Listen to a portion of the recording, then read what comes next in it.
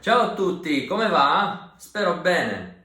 Ho deciso di offrirvi delle pillole sonore sullo strumento che mi accompagna sin da bambino.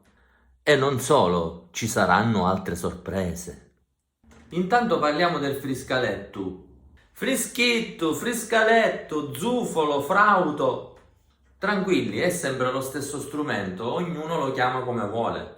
Stiamo parlando, per chi non lo sapesse, del flauto di canna che ci è stato lasciato dagli antichi pastori greci. Tanto decantato dai poeti e presente nella mitologia greca.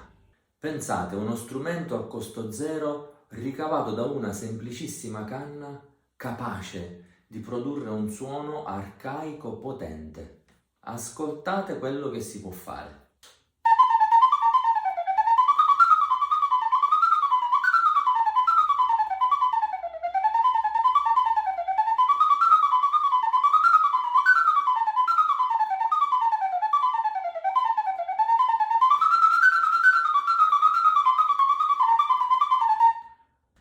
Forte, no? Un caro saluto a tutti da Carmelo Salemi. Ciao!